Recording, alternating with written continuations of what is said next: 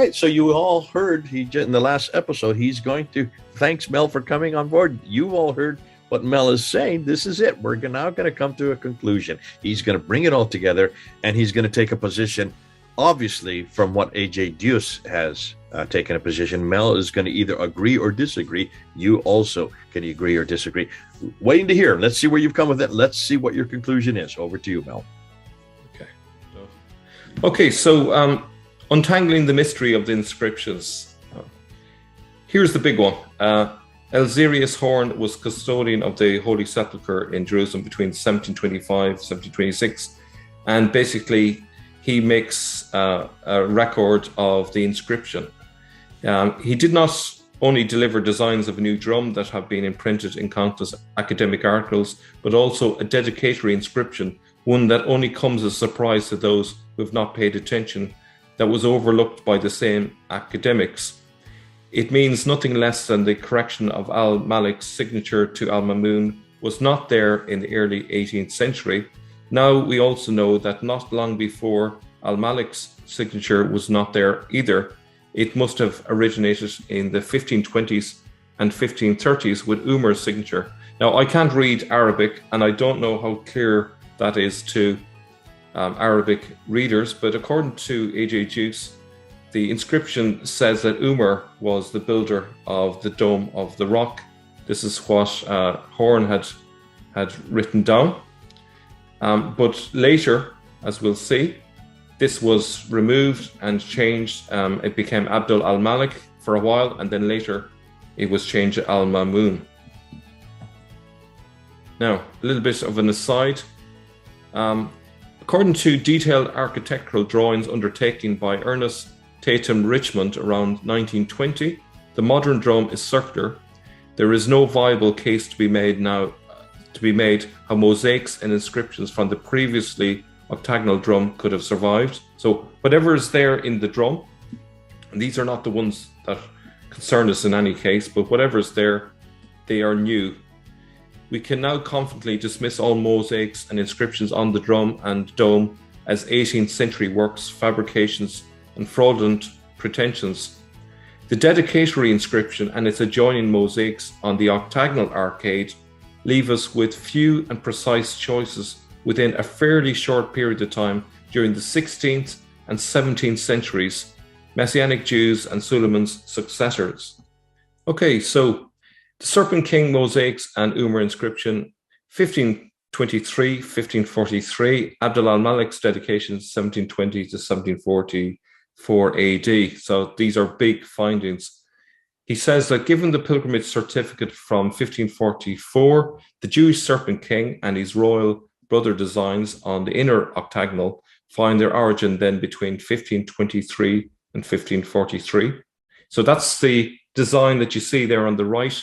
It's a very strange one, and it's very hard to make out here, but basically it's like a snake's head with a crown on the top, right in the center.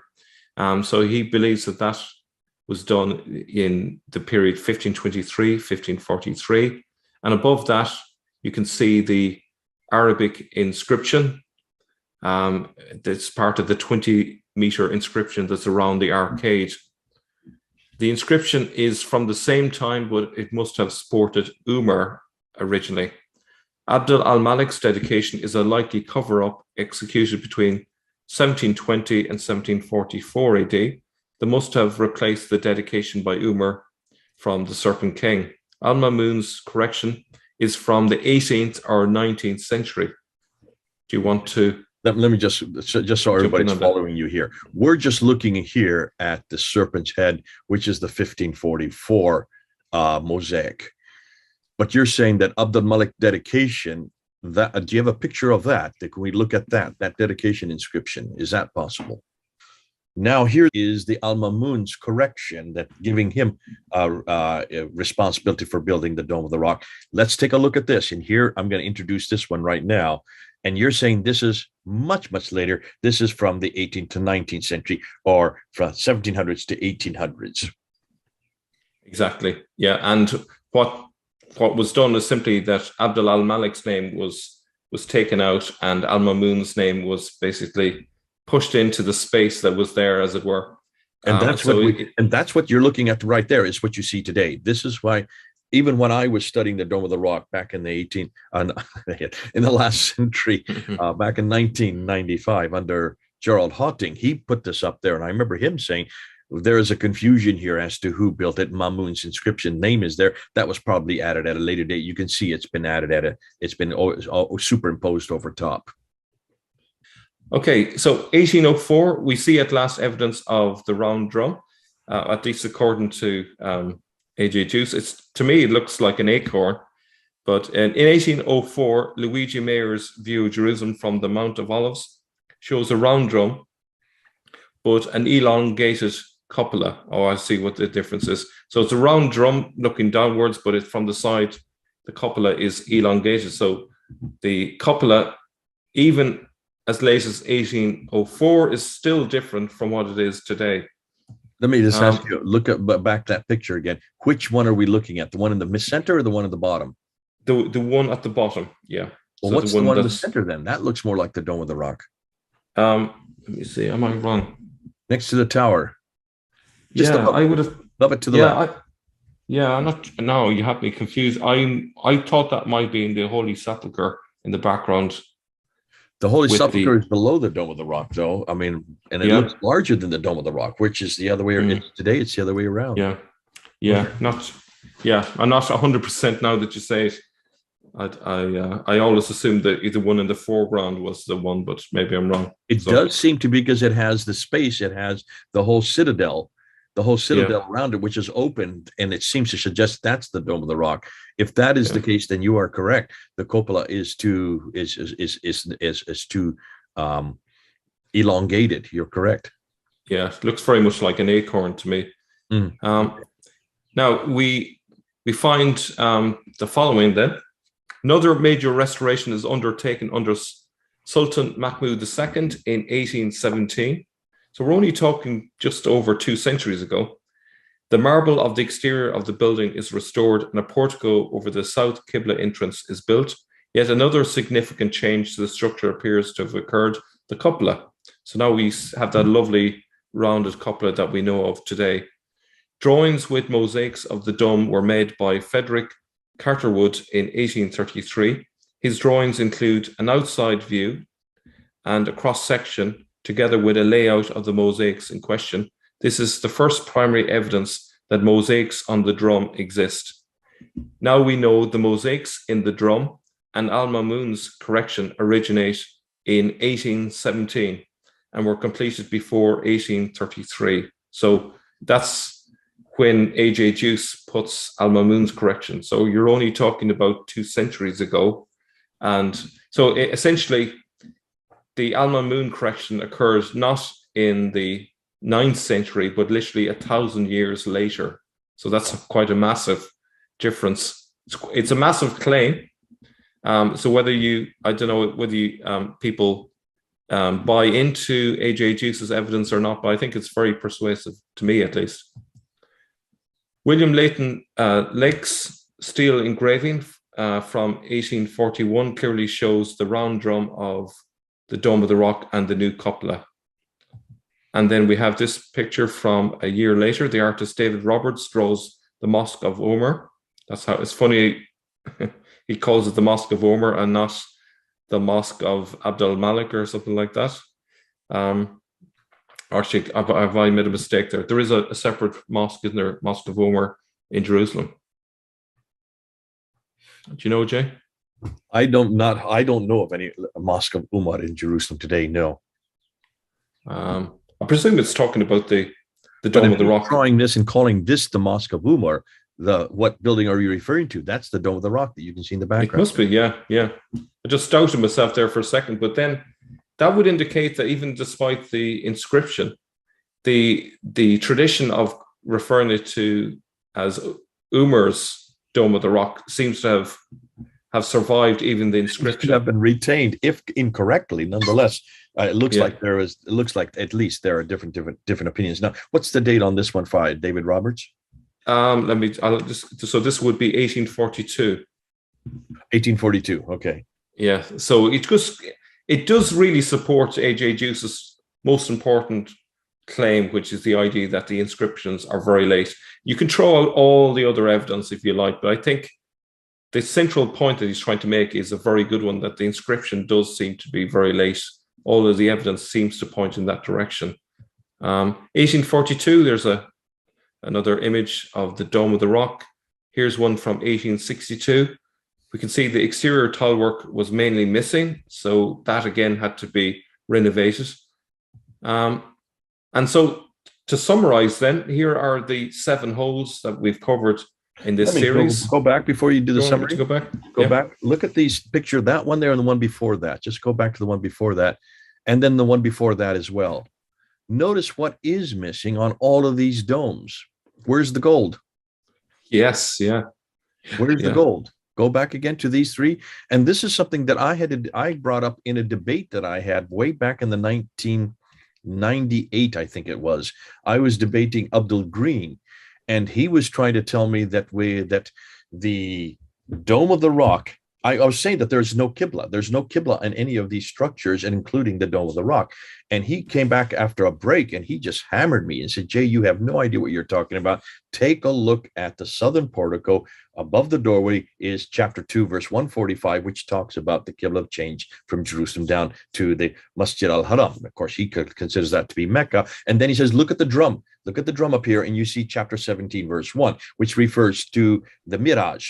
That's the only reference we have to this event, where he goes from Mecca up to Jerusalem on the back of the winged horse, the Burak, and then bounces up to the 7 heavens from this place. And he says, that is proof that this was there from the very beginning. And I remember quickly going back while they went to do their prayers. I quickly went back and went through my books, and I came up with these images. And I noticed that there was no gold. And then I looked at the dates when it was renovated, and it was renovated in 1876. So I came back to him and says, no, you don't know what you're talking about, because what you're looking at are inscriptions, and also the ones that 17:1 and also the chapter 2 verse 145 to 149 were introduced in 1876, just a little over 100 years ago. This was not there in 691. So I was having this debate back in 1998, where I had to amazing. This. And I remember using a picture much like this one right here. And I said, look at the picture. There's no gold there. There's no inscription there. These were added in 1876. So we're talking about even after 1841 to 1842, they were added. And that's why you have the beautiful blue inscriptions, and you have the beautiful golden dome that is now you can see it from everywhere, all over Jerusalem.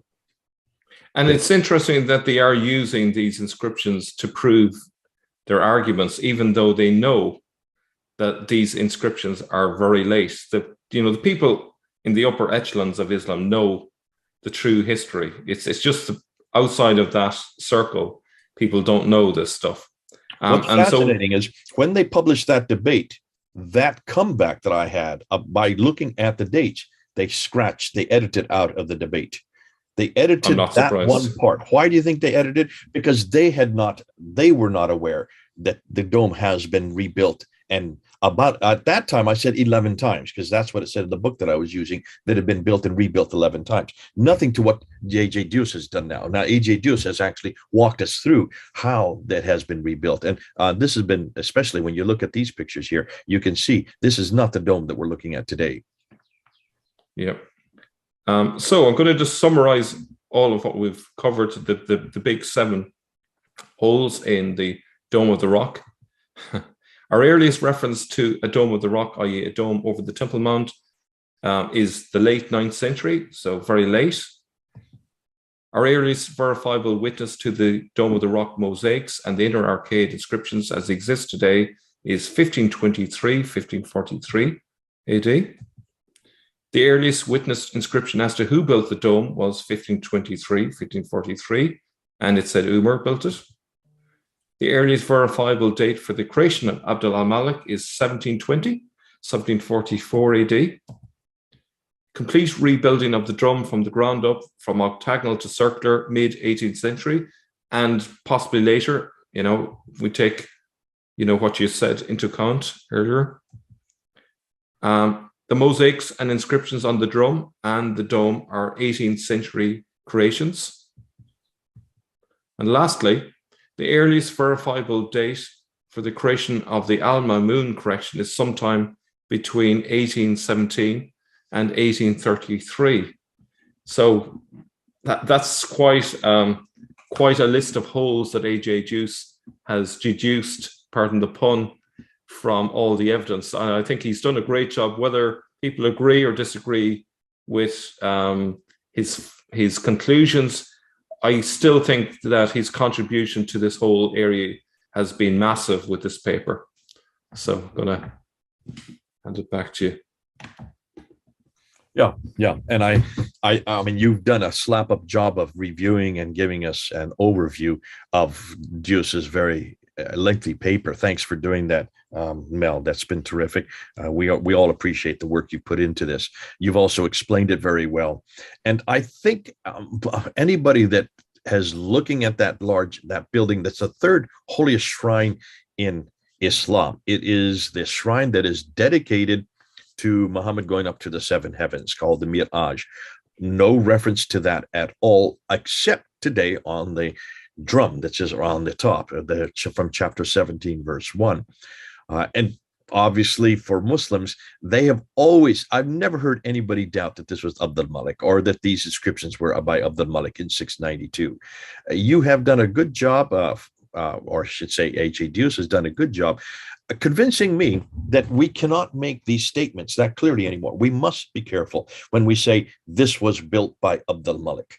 What are you talking about? Which part of it was built? Well, we know not the outer part, nor the drum, nor the mosaics at the top, nor the inscriptions around the outside. Those were probably introduced in 1876.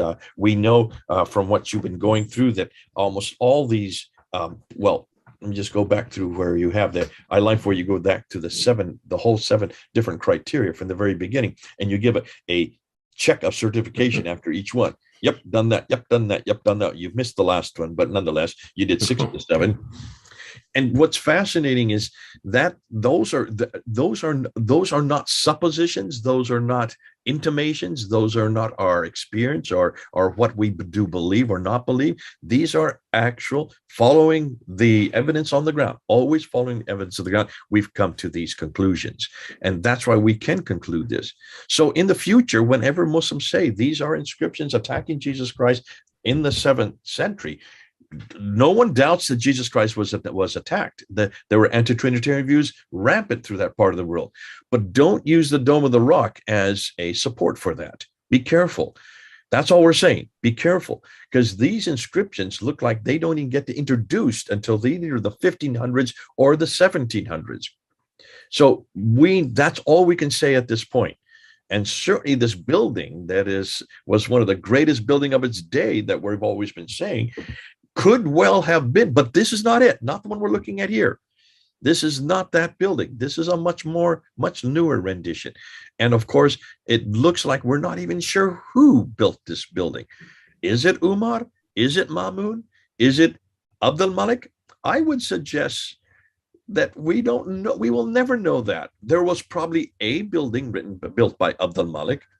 We do know that Umar also built something up there. We do know that when Sophronius came, went welcomed him to Jerusalem after he had conquered Jerusalem, didn't really welcome him, but he wanted him to come pray at the Church of the Sepulchre. No, he marched right up to the Temple Mount. As a Jew, that would make sense. He wanted to bring back Judaism. Jerusalem back to Judaism. He wanted to see the Messiah return again. This is where he would return. That would make sense. He would have built something there. Could it be this structure? No, obviously not. Now we now know this structure did not exist at all in the 7th century. What did exist? We will never know, because that has long gone. But please be careful of suggesting that what we're looking at today is a building that was built by Abd al-Malik. We do know that he would have built something there, yes, but nothing for what we're saying here. So this whole discussion on these inscriptions attacking the divinity of Jesus, attacking the Trinity, attacking his sonship, and that God can have a son. He cannot beget, nor is he begotten. These are, yes, important for that time period, but do not use the Dome of the Rock as a proof text that these were there to support that. Of course, we do have to take into consideration that there are coins that also reflect these same sayings. We do have the coins of Abdul Malik from 696 and 697.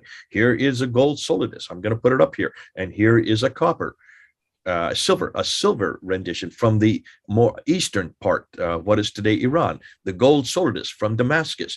These are coined, minted in 696, and they do have the Shahada, and they do have attacking not only that God is one, but that he has no associates, which is not the Shahada we have today. That is introduced in 696, 697. So those are there. We're not disputing that, because the coins are probably the best evidence. But we must be careful about suggesting that the Dome of the Rock can also support this injunction or can support these ideas. Not that early. Later, yes, but not this early. You want to say one thing like that before we head out and go on to another subject? Yeah, I would say that, this is not the final word on all of this. I think there's enough evidence here to suggest that we shouldn't take it as certain that inscriptions came from the 7th century. There's enough material there to seriously doubt that. So we need to go back to the drawing board. If we are going to affirm that the inscriptions come from the 7th century, we're going to need to find some witness to those inscriptions that early. I lean towards A.J. Juice being correct on this one, but obviously there is going to be a bit of a debate between people who disagree with his conclusions. But I think at the very least, people should kind of view this as making it less certain than it ever was before. Yes. This is what we're doing. We want to sift through. We want to find out. Obviously, the standard Islamic narrative says this was built by Abdul Malik, and this was very clear as far as the standard Islamic narrative that this is referring to the Muhammad, the man. Muhammad, he is the prophet of God. That's what the standard Islamic narrative has always told us. That's what all our professors, our seminaries, our Bible school, our universities have always said.